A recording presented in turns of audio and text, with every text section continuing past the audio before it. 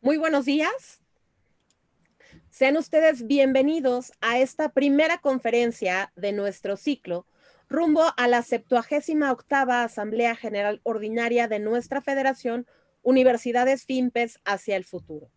El día de hoy, con el tema Perspectivas de la Educación Superior, una conferencia que será dictada por el licenciado Mancera, a quien agradecemos su participación.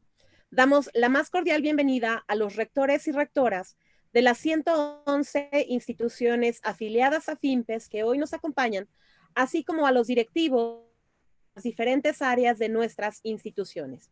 Igualmente saludamos al secretario general de nuestra federación, el ingeniero Rodrigo Guerra Botello, a los integrantes de nuestro consejo directivo y a los invitados especiales que hoy se suman a este evento. Les recordamos que estará abierto el chat para que puedan hacer sus preguntas para nuestro orador invitado. La doctora Sonia Bacha moderará la sesión de preguntas y respuestas.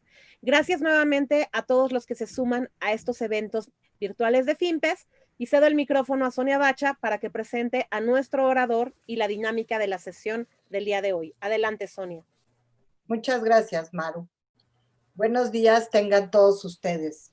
El día de hoy llegamos a 15 foros, 203 días de confinamiento, alrededor de 3,000 participantes, más de 35 millones de personas contagiadas por COVID-19 en el mundo.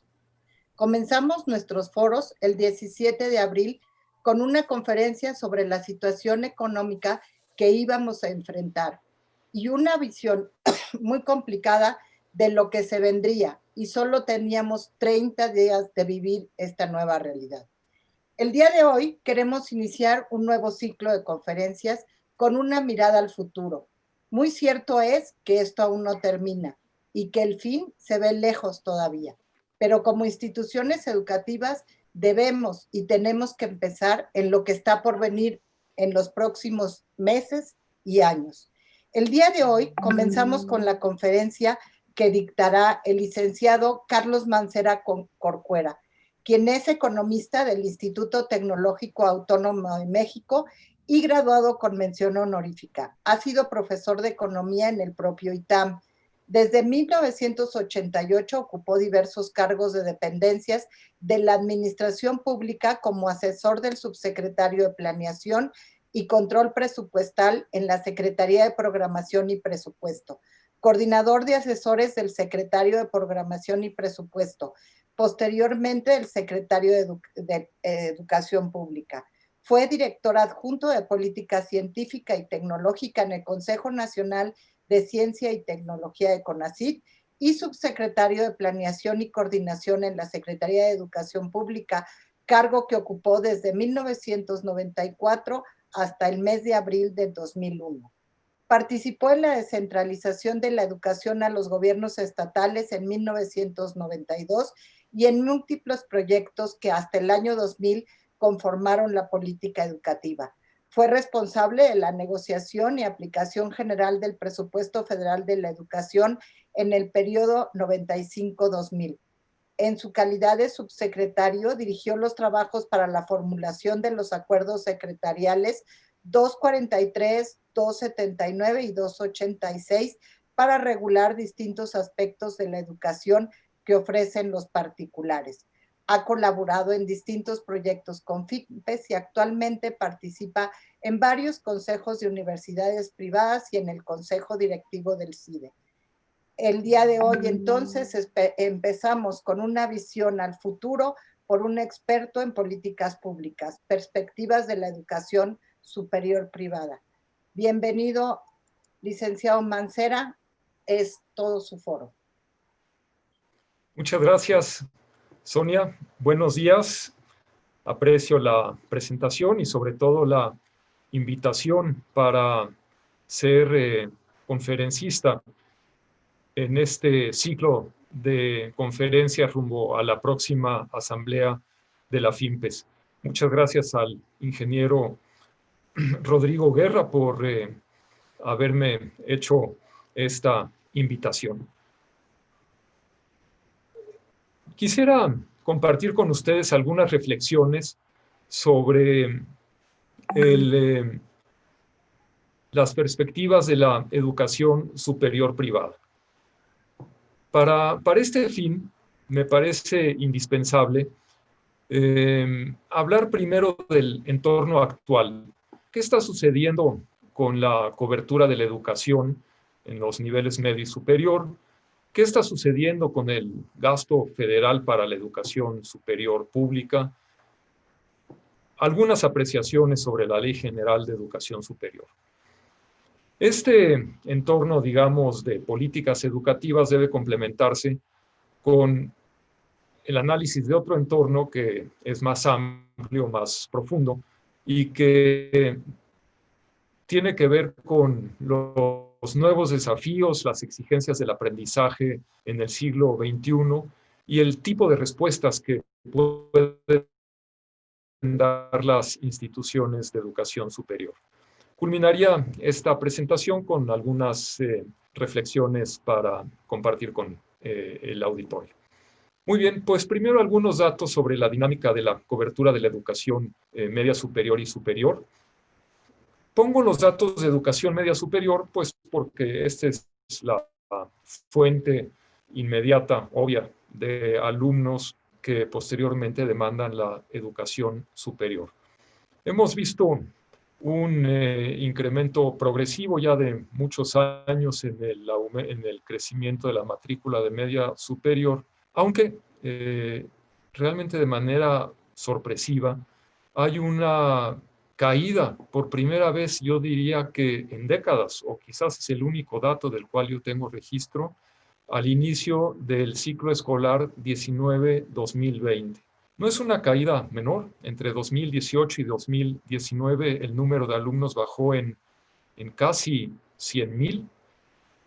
La caída se presentó tanto en las escuelas públicas como en las escuelas privadas. Esos datos de menor matrícula, de menor alumnado, guardan correspondencia con el hecho de que también ha disminuido el número de maestros. De hecho, entre 2015 y 2018 hubo una ligera disminución de 0.7% en el número total de maestros en la media superior. Esa caída fue más aguda en el sector público. En cambio, en las escuelas privadas, pues el número de maestros se ha mantenido más o menos constante. De 2018 a 2019 hubo una disminución acentuada, diría yo, en el número de maestros en las escuelas de media superior pública. La baja fue de 2%. Entonces, cae el número de alumnos, cae el número de maestros, es algo pues realmente inédito. ¿Cayó el número de maestros porque hay menos alumnos o hay menos alumnos porque cayó el número de maestros? En todo caso, hay una correlación que vale la pena mencionar. Como consecuencia de este fenómeno, la cobertura en la educación media superior observó su primera caída, por lo menos significativa, en el pasado año escolar, en el 2019-2020. La cobertura escolarizada había alcanzado una cifra ya cercana a 80%.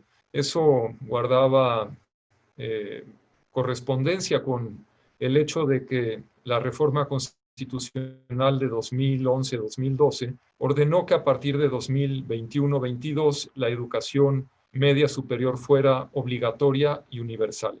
La trayectoria que nos llevaba hacia allá pues ha quedado sorpresivamente cortada en virtud de esta caída en el número de alumnos en el ciclo escolar 19-20. Estos son datos, ojo, previos a la pandemia. No tengo duda, y creo que todos coincidiremos en ello, en que uno de los efectos de la pandemia será que algunos alumnos, ojalá no muchos, pero algunos sí, habrán abandonado el sistema educativo. Entonces, si ya había una tendencia a menor cobertura en la media superior, aún antes del inicio de la pandemia, pues habrá que estar preparados para lo que venga cuando los efectos del COVID-19 se sientan ya o se vean reflejados en la matrícula educativa. En la educación superior, los datos son algo más favorables.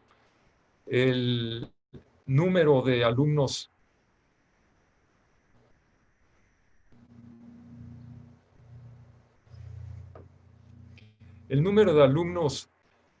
creció ha venido creciendo todos los años, tanto en las escuelas públicas como en la privada.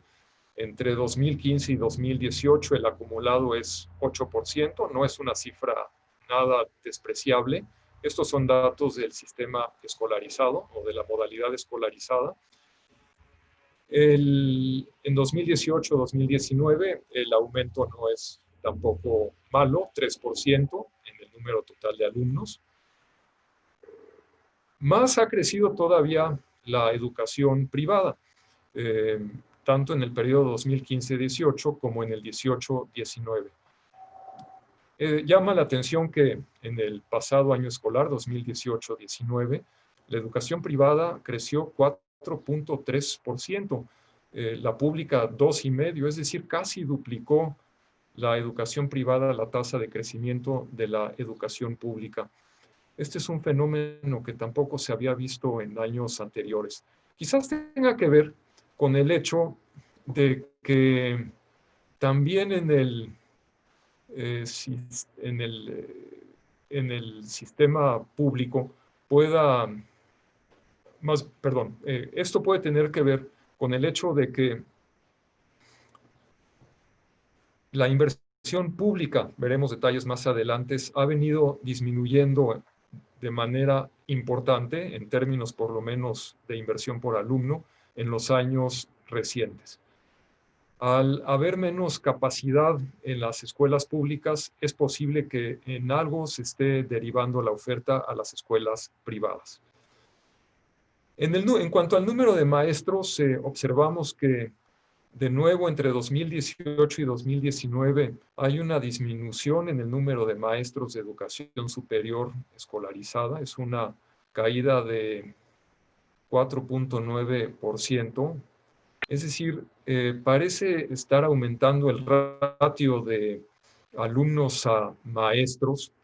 Posiblemente haya sido una estrategia necesaria en vista de que el recorte del presupuesto a las instituciones públicas ha llevado a que crezca el tamaño de los grupos, y posiblemente algo similar haya sucedido en las instituciones privadas, en donde también hubo una disminución en el número de maestros en el pasado ciclo escolar. Quizás el menor dinamismo económico que ya estaba presente desde el año pasado haya tenido un impacto en la capacidad de las escuelas para cobrar las colegiaturas necesarias para mantener grupos más pequeños y se hayan visto obligadas a tener más alumnos por maestro. Es una hipótesis, tendría que ser investigada.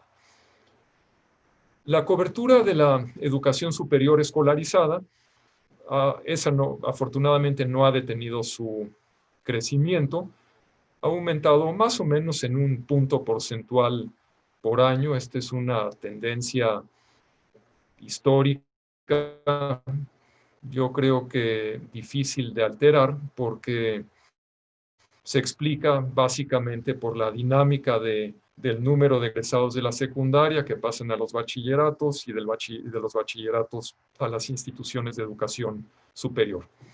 Ojalá que se cumpla la meta de un incremento de más o menos 5 puntos porcentuales más hacia el final del sexenio. Si sumáramos estos datos, la matrícula no escolarizada, habría que añadir más o menos, quizás. Bien, comparto ahora con ustedes información sobre el presupuesto federal para la educación superior. Para entender o poder explicar qué significan los datos presupuestales para educación superior, vale la pena una mirada al conjunto del presupuesto del ramo 11, que es el que corresponde a la Secretaría de Educación Pública. El gasto total en la última columna lo podemos ver, tiene una variación de 0.2% real entre 2020 y 2021, si se aprobara el presupuesto como está proyectado con los diputados en este momento a discusión. En educación básica, un dato pues, que realmente resulta casi increíble es que hay una disminución real de 3% en el gasto. Los renglones de gasto que han sido afectados han sido sobre todo los destinados a las poblaciones marginadas. Escuelas de tiempo completo, presupuesto para las escuelas más pequeñas en las comunidades más aisladas, que son atendidas por el CONAFE, el programa para combatir la violencia escolar, en fin, una serie de programas altamente redistributivos que no entiendo por qué han sido tan seriamente afectados. En la media superior hay un incremento de 2.3% real. Ya veremos por qué se produce ese aumento. Y en la educación superior la variación es cero en términos reales. En la media superior, en donde hay ese aumento de 2.3%, si miramos con un poco más de detalle en el renglón que dice subtotal de becas, podremos advertir un aumento de 10.6% real. Eso en pesos equivale a 3.193 millones de pesos más. En lo que va de esta administración se han sumado 16.853 millones de pesos reales a las becas de media superior para llegar a 33.313 millones de pesos. La política ha sido dar becas universales en la educación media superior. Sin duda ha sido la prioridad. Sin embargo, observamos que la operación de los servicios tiene afectaciones muy importantes. Los que opera directamente la Secretaría de Educación Pública caen en 0.4% en lo que se proyecta para el año que viene. Los subsidios para organismos descentralizados estatales, CECITES, colegios de bachilleres y demás, también presentan una disminución.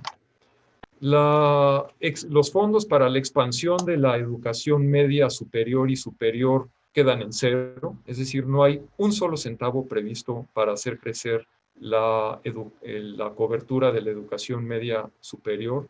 El programa de desarrollo profesional docente baja a 21 millones de pesos, prácticamente queda en cero. Es decir, todo el dinero se va a las becas, o todo el dinero nuevo que pudiera haber habido, e inclusive algo del que se destinaba para la operación, se está yendo a becas.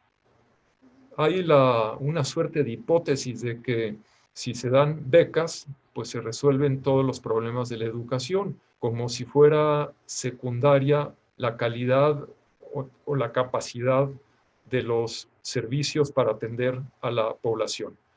Este fenómeno de menor calidad en los servicios, menor oferta, seguramente se relaciona con la disminución en el número de maestros de media superior y con la caída en la matrícula en el pasado año escolar. Sabemos que los jóvenes actuales tienen muchas dudas sobre los beneficios que les produce o les otorga el cursar la educación media superior, los equipamientos. Los jóvenes no se inscriben y piensan en hacer otras cosas, a pesar de que se les den los 600 pesos de beca mensuales. Vale más su tiempo destinado a otras cosas que los 600 pesos que les darían si van a escuelas que no les dan los servicios que realmente requieren y que les pueden servir para su vida. Bien, en cuanto a la educación superior,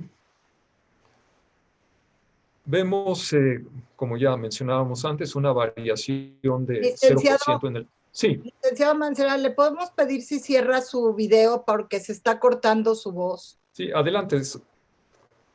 Adelante, María Eugenia.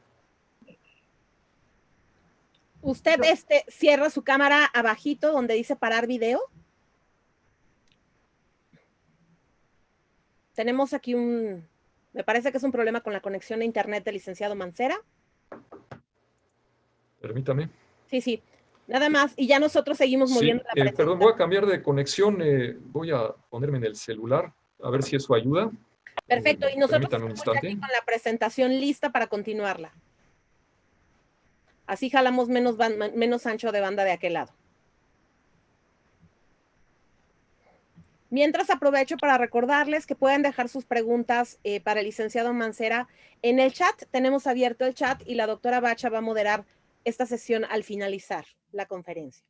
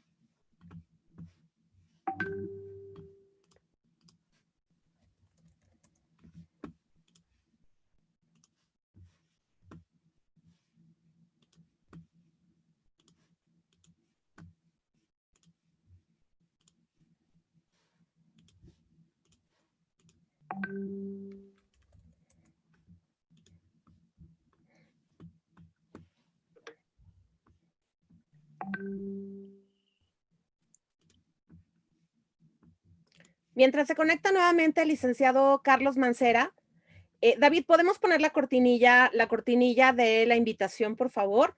Les recordamos que vamos a tener este ciclo de conferencias, continúa el próximo martes. Tendremos una conferencia con el exsecretario de Educación Pública, subsecretario Otto Granados, quien fue también gobernador del estado de Aguascalientes. Y el día 20 tendremos una conferencia muy interesante con nuestro querido Jamil Salmi, experto en educación terciaria. Entonces, la próxima semana el tema es Educación Superior, Economía y Talento, Retos y Desafíos en una coyuntura incierta. Y para el 20 de octubre la conferencia de Jamil Salmi es Aprendiendo del pasado, adaptando el presente y preparando el futuro. El link con el que pueden registrarse está apareciendo en pantalla. Y bueno, pues también será el próximo, los siguientes 2 martes de 11 a 13 horas para que puedan todos acompañarnos.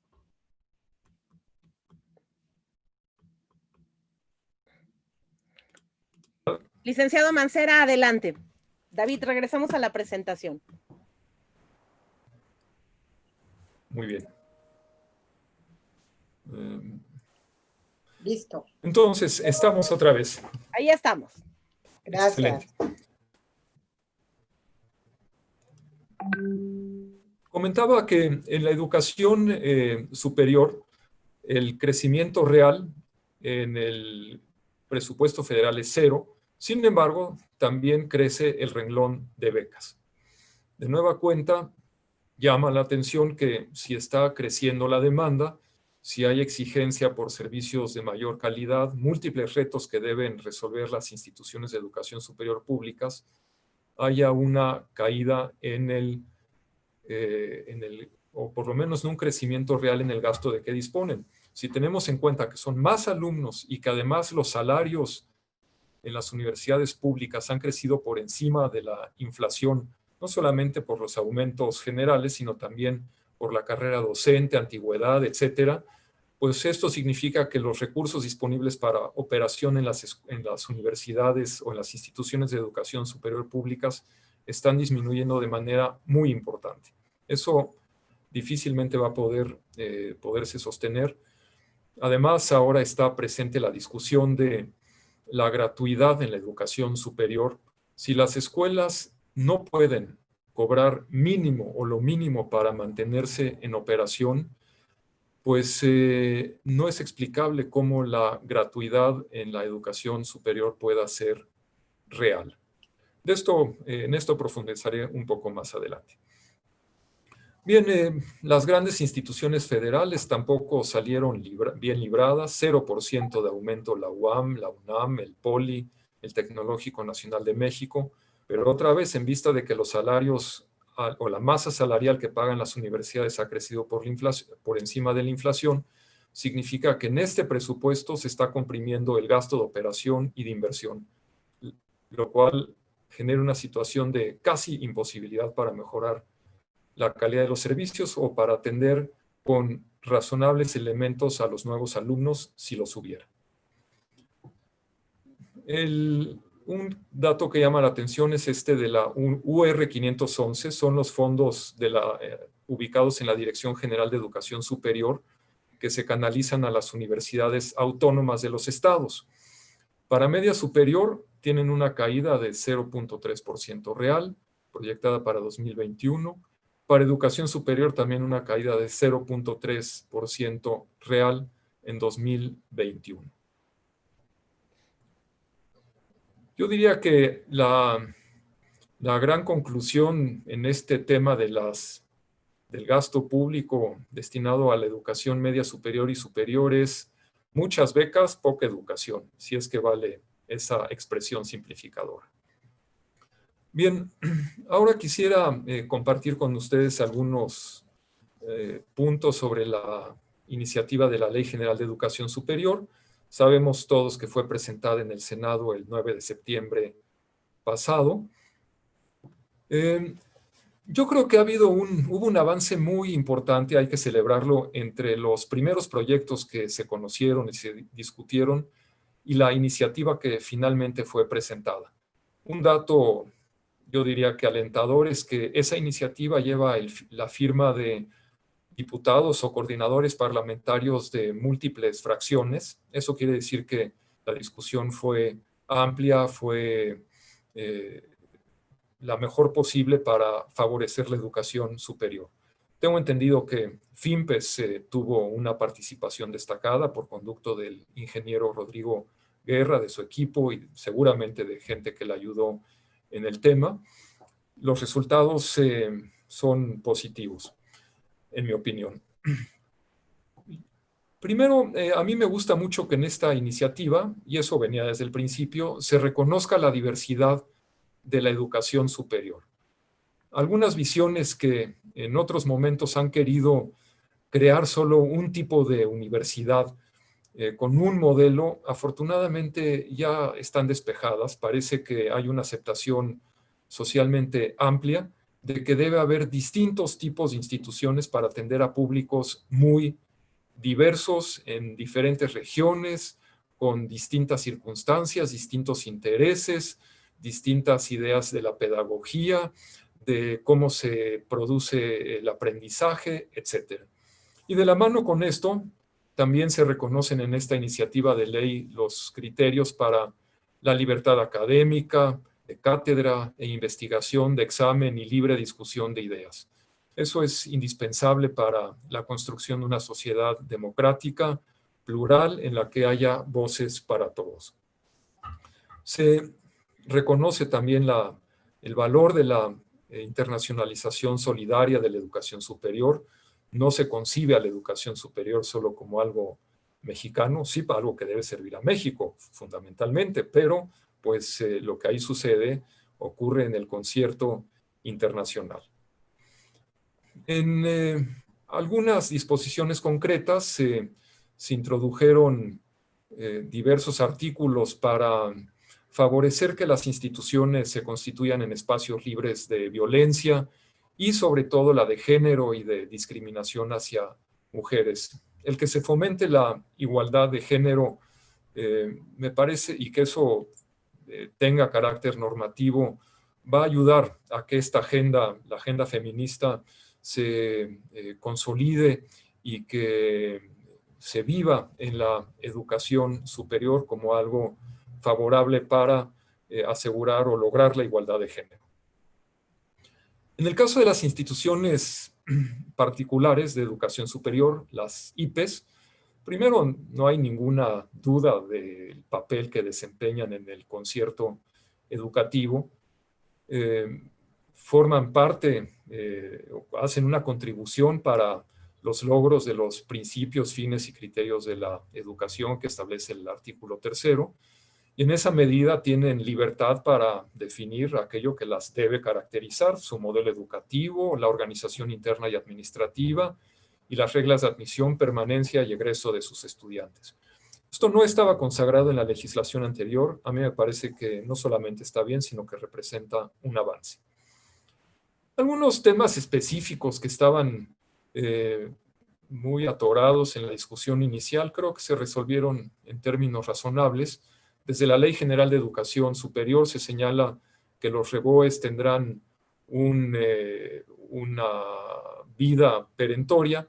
Ahora ya se señala en la Ley de Educación Superior que, de ser aprobada, que se refrendarían con una determinada periodicidad y, sobre todo, yo diría que hay algunos elementos que dan mayor seguridad a los particulares, como que si una solicitud de refrendo no se resuelve en 30 días, se tendrá por otorgada.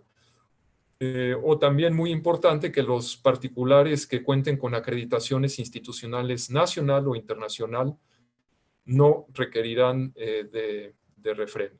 Entonces, esos son aspectos muy convenientes en que estoy seguro que FIMPES ayudó a una construcción mejor del texto legal. También un dato a resaltar, en mi opinión es de lo más importante, es que en las versiones anteriores no se preveía ningún tipo de reconocimiento a las instituciones particulares de educación superior. Y esto se originaba en que tampoco había nada contemplado para acreditar y reconocer instituciones educativas que hicieran un esfuerzo por ir mejorando la calidad de sus servicios progresivamente. Ahora se introduce este reconocimiento a la gestión institucional y a excelencia educativa a las instituciones particulares que reúnan ciertos requisitos relacionados con la calidad. Yo pienso que las instituciones que tengan ese reconocimiento podrán operar con un altísimo grado de libertad y flexibilidad, mayor que el que tenían o han tenido hasta hoy, pero igualmente creo que las que no tengan ese reconocimiento van a pasarla o podrían pasarla muy difícil. Hay un incentivo fuerte si se construye bien este sistema de reconocimiento de la calidad para que las instituciones particulares se sumen a este. En mi opinión, sin embargo, quedan dos dificultades muy importantes en esta iniciativa de ley. Uno es el financiamiento de la gratuidad. No está claro en absoluto que vaya a haber los fondos que requieren las instituciones para hacerse de los recursos que dejarían de obtener si no cobrarán colegiaturas o cuotas diversas a sus estudiantes. Hoy los cobros que hacen las instituciones públicas a sus estudiantes rondan más o menos los 20,000 millones de pesos al año. Si los pierden, simplemente tendrían que cerrar sus puertas, no podrían pagar la luz, no podrían ni siquiera limpiar los vidrios, lo más elemental de lo elemental. Entonces, habrá que ver cómo se resuelve este propósito de la ley de que en el presupuesto de 2021 se cree un fondo para la gratuidad en la educación superior pública. Hoy no está previsto en el proyecto de presupuestos de egresos de la Federación para el año próximo.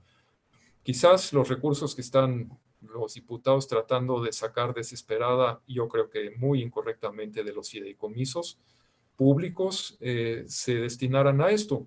El problema es que aquellos recursos, a pesar de lo necesarios que son en los fideicomisos, si se llegaran a extraer de ahí para destinarlos a la gratuidad de la educación superior, no se resolvería el problema real, porque los recursos de los fideicomisos, si se extrajeran, se pueden obtener por una sola vez, por única vez. En cambio, los recursos que requerirían las universidades para dejar de cobrar las cuotas serían permanentes. Yo no sé cómo se vaya a resolver esto. Me imagino que es un punto muy complejo que está hoy a discusión en la Cámara de Diputados. Me imagino que esto debe estar trabando la discusión de la iniciativa de Ley General de Educación Superior. Yo creo que las instituciones de educación pública no pueden transigir con que avance esa ley si no tienen asegurados los recursos públicos suficientes, o bien si se difiere para años posteriores la gratuidad. El segundo aspecto en donde me parece que hay dificultades relevantes que tendrán que ser resueltas es en el sistema de acreditación y evaluación que ya comentaba hace un momento. Dice la ley, esboza la creación del sistema, dice cuáles serán sus efectos por los reconocimientos que otorguen las instituciones particulares.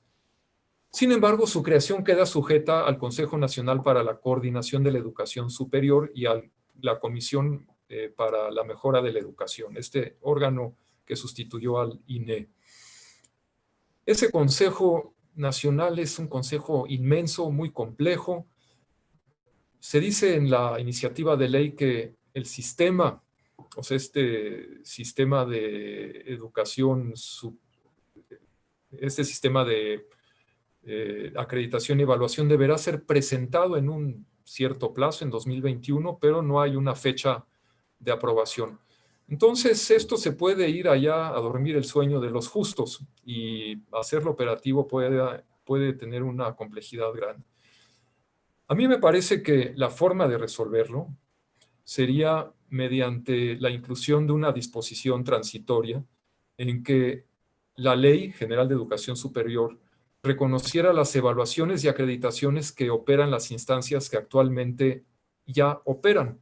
Digamos, FIMPES, desde luego, en primer lugar, con las acreditaciones institucionales que genera y que ha venido perfeccionando a lo largo de tanto tiempo, pero también mecanismos complementarios como los de los organismos reconocidos por COPAES o lo que viene haciendo el Ceneval, en fin, lo que se echó a andar con el acuerdo 17-11-17, que todos ustedes conocen muy bien, y que permite a las instituciones de educación superior privadas ciertos beneficios cuando la calidad les es reconocida. Ojalá que en las disposiciones transitorias se previera lo necesario para no dejar un vacío que quién sabe cuándo pudiera resolverse.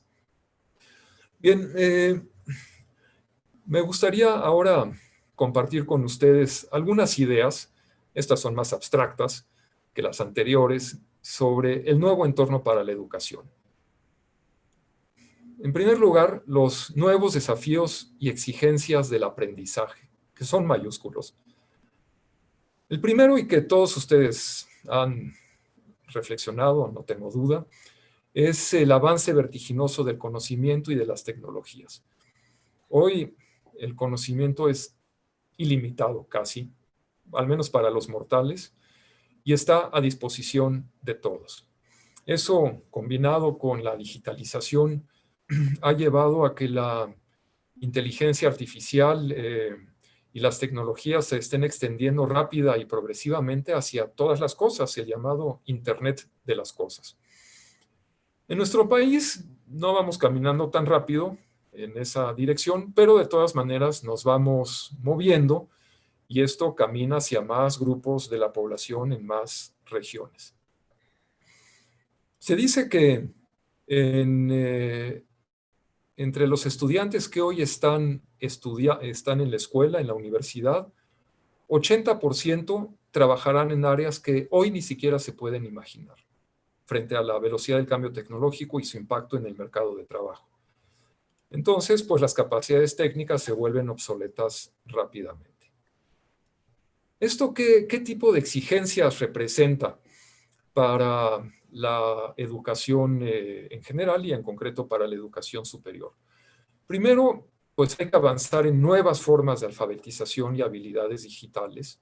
Hay hay que rescatar lo clásico, la lectura, la escritura, las matemáticas siguen siendo tan importantes como siempre, si no es que más, pero deben ser complementadas esas habilidades con otras nuevas. Por ejemplo, discernir qué buscar, dónde buscar, qué fuentes son las que se consultan, hoy es fundamental. Si no tiene uno esa capacidad, se pierde en la primera página de la red que uno abra. Luego, capacidades analíticas para construir categorías y relacionar el conocimiento de un campo con el de otros. Cuando se tiene información abundante, se extrae de la red, ¿qué se hace con ella? ¿Cómo se arma? ¿Cuáles son las categorías relevantes? ¿Cómo se conecta con otra información? Luego, pues ese conocimiento tiene que comunicarse de manera apropiada, muy probablemente con la ayuda de las tecnologías. Debe haber capacidades de diálogo para que ese conocimiento se someta al escrutinio de otros y dar inicio a nuevas búsquedas para resolver problemas que cambian casi cotidianamente. Todas estas habilidades además deben estar complementadas con creatividad para concebir ideas y formas para ejecutarlas y mejorarlas. La frase que no deja de tener vigencia de aprender a aprender indica que si nuestros estudiantes no logran desarrollar esa capacidad de aprender a lo largo de su vida, probablemente se queden atascados más pronto que tarde. Y también significa reconocer distintas formas de aprendizaje y lugares donde se aprende. Ya no solo es en la escuela, hoy el conocimiento es omnipresente y se puede bajar u obtener casi en el instante que uno quiera. Otro gran desafío es el de los cambios rápidos en el entorno de las personas. Las modificaciones en las instituciones tradicionales, la familia, la religión, los comportamientos sociales, han quitado o han ido erosionando los referentes tradicionales con los cuales las personas, los jóvenes y todos los demás podían discernir qué rumbo seguir. Hoy las opciones son infinitas. Esa multiplicidad de opciones abre también una posibilidad de elegir caminos entre los cuales hay que discernir. Algunos son muy constructivos y buenos y otros pueden ser sumamente destructivos. Entonces, ¿cómo formar a las personas para que logren identificar cuáles son los destinos a los que los pueden llevar distintos caminos?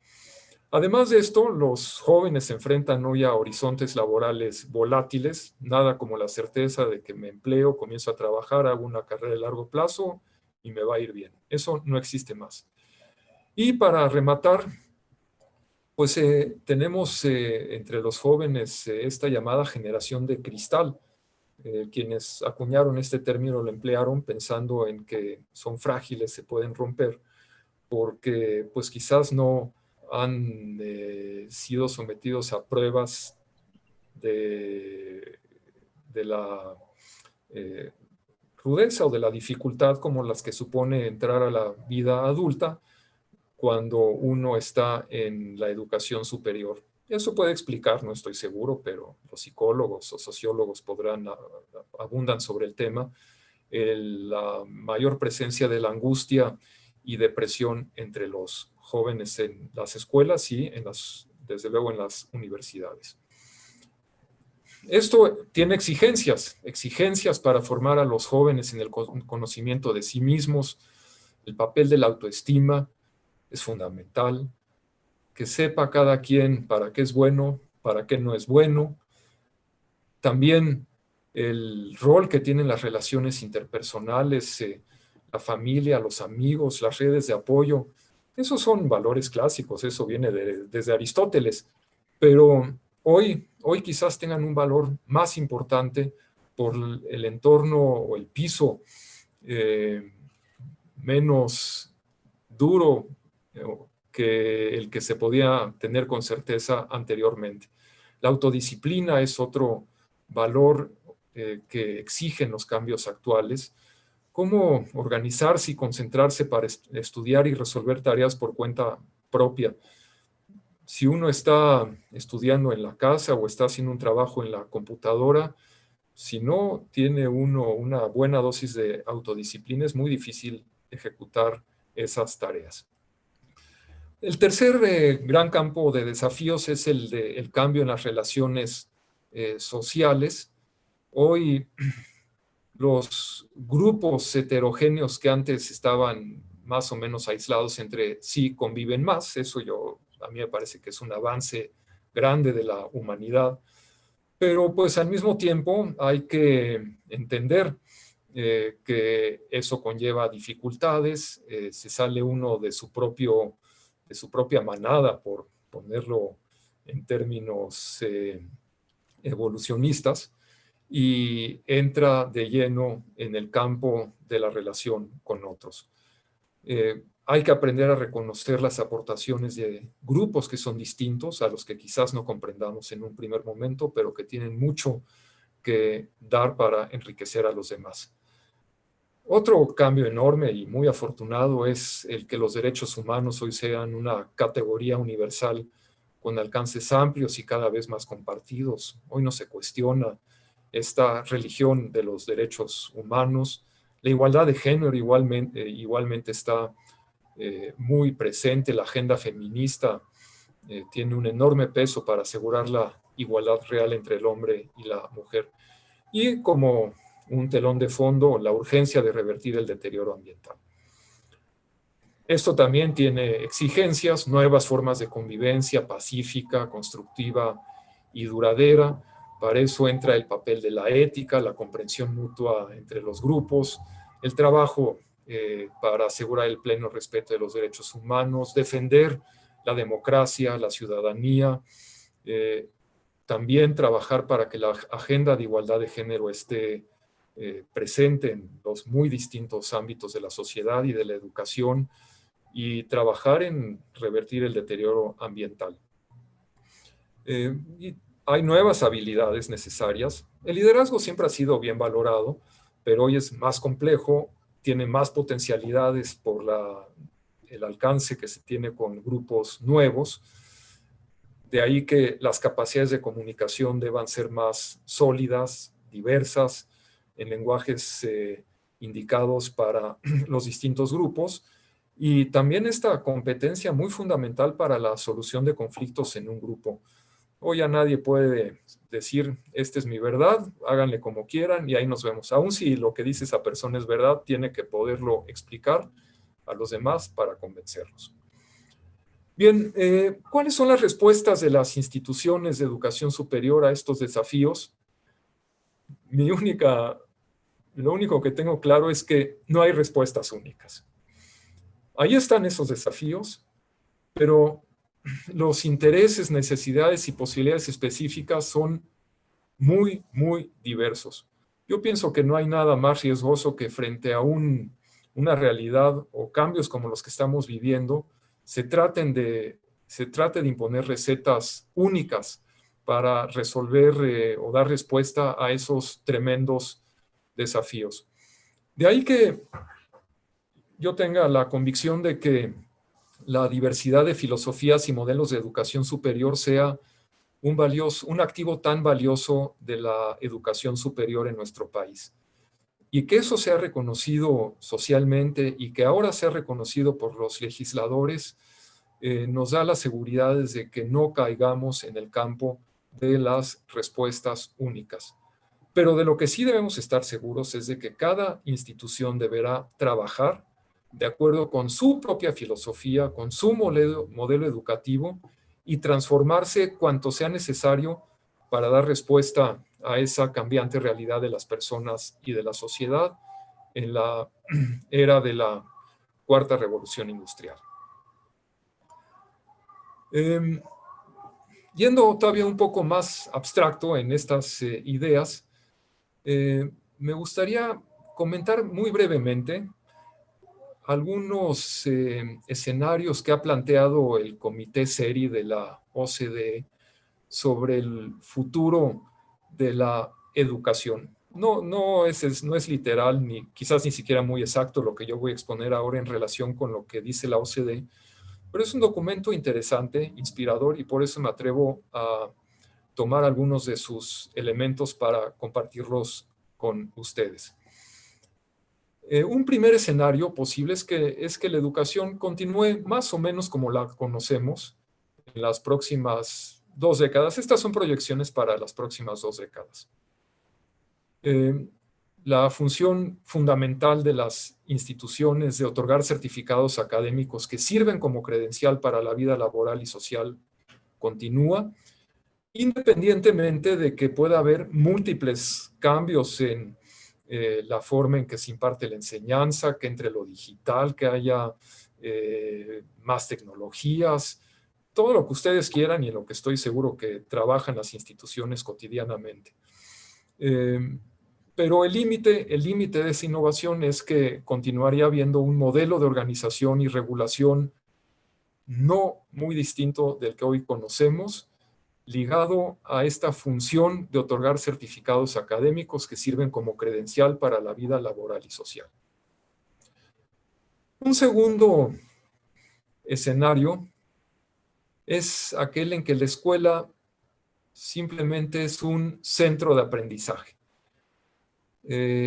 Mantiene la mayor parte de sus funciones, sí, inclusive pueden seguir certificando, pero emergen nuevas formas de reconocimiento de las competencias. Es decir, se acepta que la gente puede ir aprendiendo en distintos entornos por cuenta propia, en la empresa, en el museo, en la biblioteca, en un viaje, lo que ustedes quieran, y que ese reconocimiento puede ser, y que ese conocimiento puede ser reconocido como equivalente al que se hubiera obtenido en los cursos en la universidad. Entonces, la universidad es un centro de aprendizaje que da coherencia al conjunto de formas de aprendizaje, pero sin la uniformidad actual, porque los actores locales desarrollan sus propias iniciativas. Una consecuencia es que las personas tendrían una enorme capacidad para construir su propio trayecto de aprendizaje, y que además se abren múltiples posibilidades de colaboración entre escuelas, empresas, centros de tecnología, etcétera. Un poco de esto yo creo que ya va sucediendo. El escenario no es una elucubración abstracta pura como para imaginarse el siglo XXII. Hay elementos de estos que ustedes seguramente reconocen en sus propias escuelas. El tercer y último escenario que comento es uno más futurista, pero tampoco inimaginable. El aprendizaje día con día.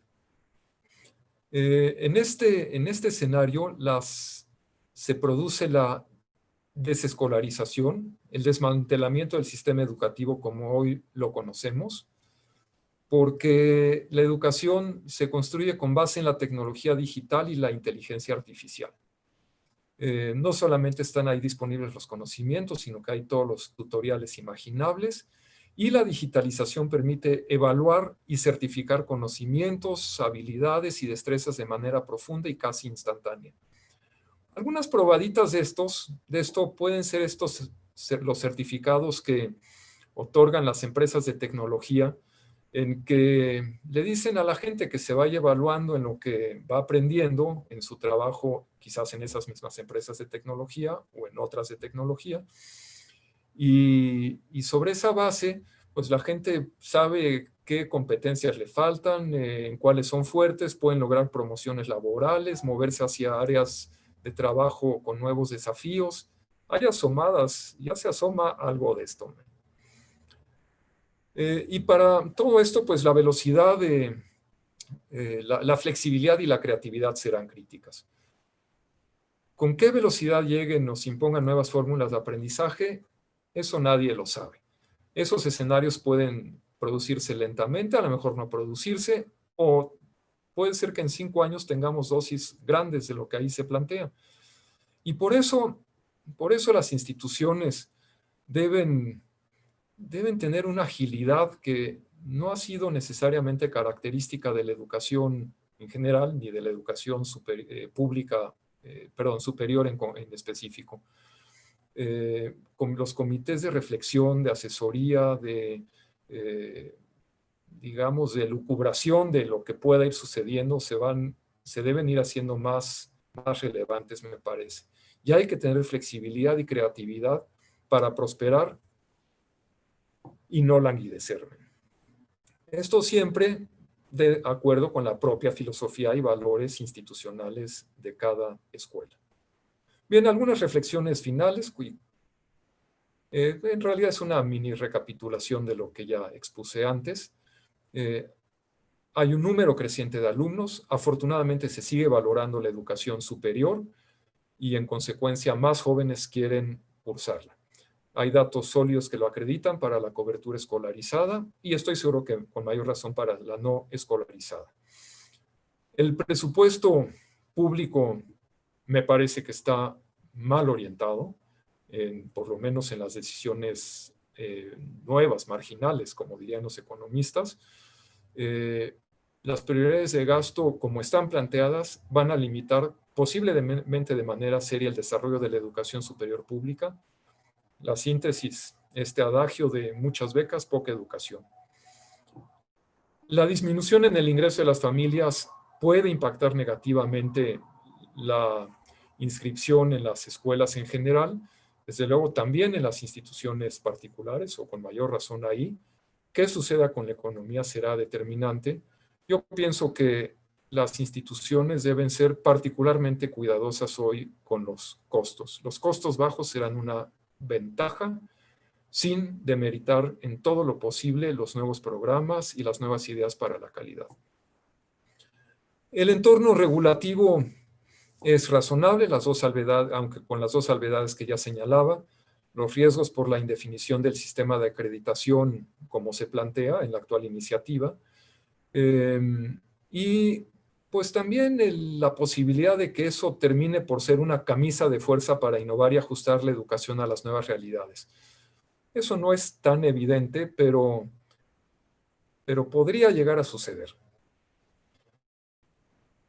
Y bueno, pues por último, la obligación de todas las instituciones públicas y privadas de reflexionar y actuar ahora más que antes, mucho más que antes, en relación con estas transformaciones profundas que está viviendo el mundo y la sociedad, el avance del conocimiento y las tecnologías, el cambio en el entorno de las personas, el cambio en las relaciones sociales y de manera muy interesante, desafiante y aterrador en cierto sentido, de nuevas formas de enseñanza que pueden producir la desescolarización. Muy bien, y pues con esto termino la exposición y pues tengo entendido que habría un espacio para pues compartir ideas. Me podrán ustedes hacer preguntas o señalarme cosas con las que coincidan o no coincidan. En fin, con esto cierro mi intervención inicial. Gracias. Muchas gracias, licenciado Mancera. Sí, tenemos algunas intervenciones del público que quisiera yo irle leyendo. Tenemos a Ana Laura Vázquez Rivero, nos dice, gracias por la presentación. Ante la contingencia, la SEP ha mostrado apertura para incluir en los REBOEs en modalidad escolarizada el uso de herramientas digitales, ya que los alumnos pueden tomar su cátedra a través de distintos sistemas de videoconferencia. Esa sería la primera. Tenemos otra que dice, el entorno que se nos plantea implica retos en términos de desarrollo de los profesores, de modificación de los modelos curriculares, de las formas de entrega de contenidos, entre otros. Otra de Argelia Hernández, ¿cuál será el presupuesto de la SEP para hacer frente a la carga de trabajo que tendrán los refrendos de los REBOEs? Esos serían unos 3 primeros comentarios, además de que el ingeniero Guerra quiere participar haciéndole algunos comentarios. Esperamos, ingeniero Guerra, ¿usted haría los comentarios? No, yo haría algunos comentarios generales. Hay que tomar en cuenta que el licenciado Mancera sabe mucho de la SEP, pero no está en la SEP. Y hay algunas preguntas demasiado directas en relación a la Secretaría, aunque seguramente él puede hacer algunos comentarios generales basados en su experiencia. Yo voy a aprovechar la oportunidad que me da el licenciado, primero para agradecerle y agradecer a todos su presencia en este evento. Me parece que cumple los propósitos por mucho que nos fijamos, y es tener información para reflexionar acerca del futuro. Si bien, como dijo el licenciado, es difícil predecir o definir fechas y acciones concretas hoy día, yo creo que habrá que ser y estar muy observadores de lo que la sociedad va evolucionando, porque al final del día las universidades seguiremos siendo servidores de la sociedad, especialmente de los graduados que ingresan al mundo laboral profesional. Entonces, pero nos da una idea del tipo de tendencias y fuerzas que van a estar jugando, o ya de alguna manera estaban jugando aún antes de la pandemia en nuestro mundo de la educación superior. Me llama la atención, pero así fue exprofesamente puesto por el licenciado. Primero nos da el panorama económico de dónde está económicamente y financieramente el gobierno mexicano respecto a sus recursos que ubica en la educación. Y la segunda parte está dedicada a un futuro que prácticamente no tiene nada que ver con el presente en términos de recursos financieros. Y ese es el gran reto que toda la sociedad tenemos y los educadores como ustedes tienen, porque, siendo muy sincero, y esto es una opinión personal, no vamos a contar con la administración federal o incluso estatales para proyectar la educación superior, ¿no? Nuestra administración federal no está ahí, no está en las tendencias. Los comentarios sobre fideicomisos, la falta de recursos para la gratuidad y la universalidad y otras muchas declaraciones y tendencias nos hacen pensar que tiene que ser la fuerza de los rectores, de los órganos de gobierno de las universidades, quien empujen la educación superior de México hacia tiempos diferentes. Nos conformamos con que no se nos estorbe. Creo que el licenciado tocó dos puntos importantes en la Ley General de Educación Superior, que todavía está a nivel de iniciativa porque no ha sido dictaminada en la Comisión de Educación del Senado, pero nos parece claro que el concepto de REBOE, como está definido y sigue definido, es totalmente la antítesis del futuro de la educación superior, porque es una camisa de fuerza que obliga a las universidades a hacer ajustes y procesos administrativos para reaccionar en los requerimientos que la sociedad y el mundo del trabajo requieren. Así que nos queda la tarea, y alguien hizo el comentario, nos queda la tarea de desarrollar esfuerzos de desarrollo de liderazgo. Me parece que, y es una tarea que nosotros en FIPES vamos a acometer. Me parece que hemos estado por muchos años cortos en disponibilidad de capacitación, de desarrollo de habilidades de liderazgo para los funcionarios de las universidades, incluidos y esto es para públicas y para los particulares. Creo que nos hace falta traer y ofrecer a nuestros líderes universitarios de nuestra federación ofertas y posibilidades de desarrollo ejecutivo y con un gran contenido de visión de futuro. Y esto es una de las tareas que nos queda por delante.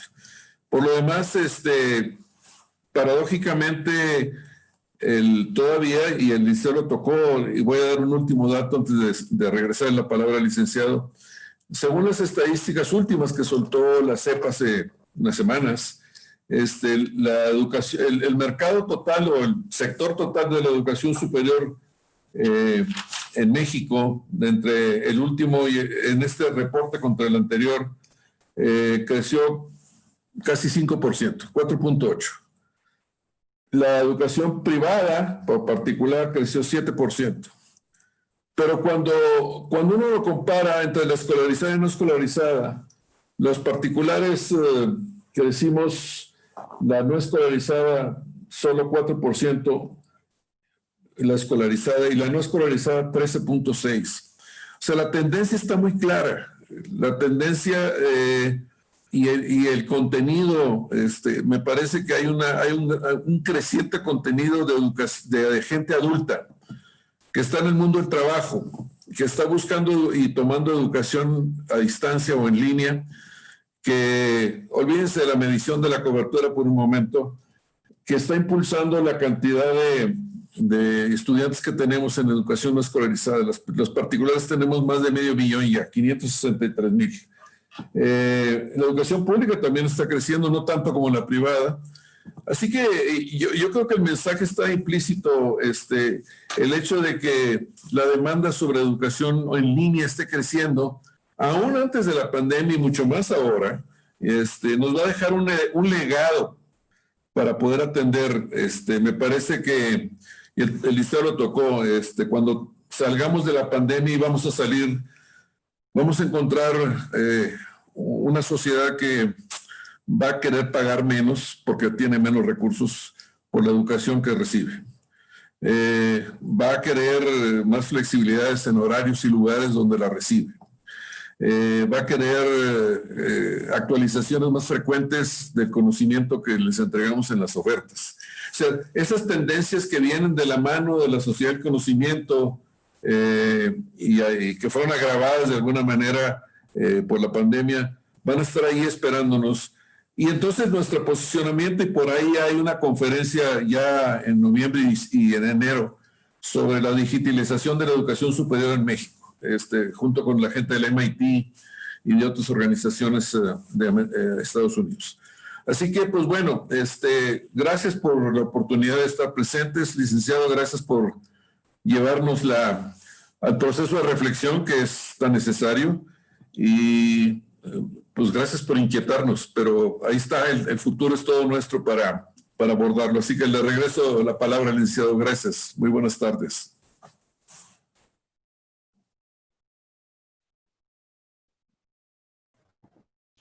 Gracias, Sonia, por las preguntas y por al ingeniero Guerra por pues también sus observaciones que son muy relevantes. Bueno, puntualmente hay algunas preguntas sobre la apertura de la SEP para el otorgamiento de REBOES, el presupuesto para los refrendos. Yo creo que en términos generales pensemos en que el gobierno en general tiene escasísimos recursos y cada vez menos recursos monetarios y recursos humanos para atender trámites. Entonces, si no hay reglas o disposiciones normativas que hagan fáciles las cosas y eso se acompaña de tecnologías, pues la pila de trámites sin resolver no podrá sino crecer. Qué bueno, ojalá que la Secretaría tenga esa disposición. Yo creo que la iniciativa de ley apunta en la dirección correcta, pero bueno, claro, hay que pasar de las buenas intenciones de la ley a lo que sucede en el escritorio donde uno entrega las solicitudes de trámite. Alguien preguntaba sobre el reto que todo esto significa para la formación de profesores, el currículum, la forma en que se entregan los contenidos. Pues yo no puedo decir sino que ese reto es gigantesco.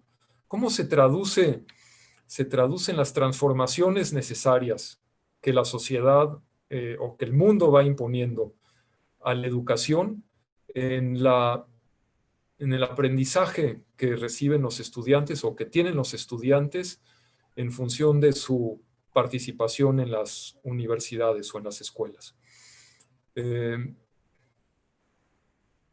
No creo que haya una respuesta única tampoco. Eso depende mucho de los modelos educativos. Una universidad que se especialice en educación a distancia lo resolverá de manera diferente que alguna universidad que tenga puesto el énfasis en la investigación o que tenga un currículum analítico muy denso. Pero nadie se salva de esto. Por ejemplo, hoy todas las universidades, estoy seguro, están dando peso serio a la discusión de la igualdad de género y cómo aseguran el respeto a las mujeres, el que no haya violencia en sus campus hacia nadie, particularmente a las mujeres. Esos son cambios que ahí están ya y que impactan en las clases. Cuando un maestro va a su grupo, tiene que necesariamente considerar ese yo diría mandato prácticamente de procurar la igualdad de género. Todos los días se presentan estos fenómenos.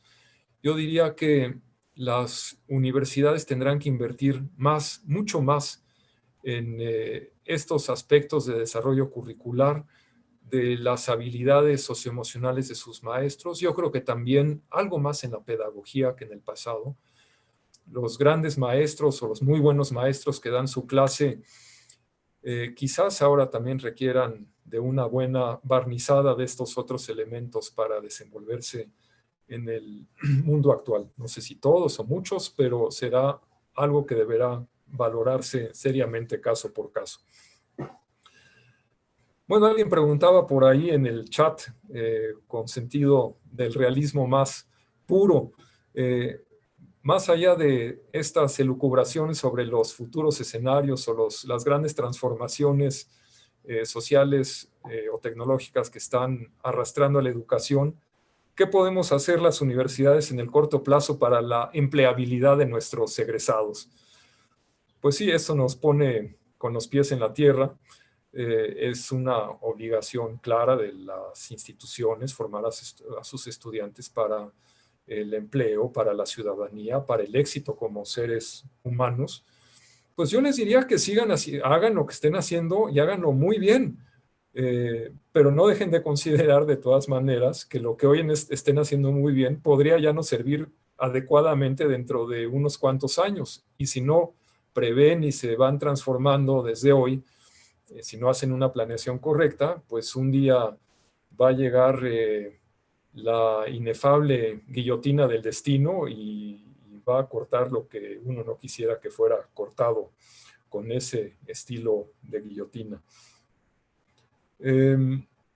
Así como la pandemia ha traído desafíos enormes que no tiene sentido recapitular ahora, pues viéndole el lado positivo, ahora sí que al mal tiempo darle buena cara.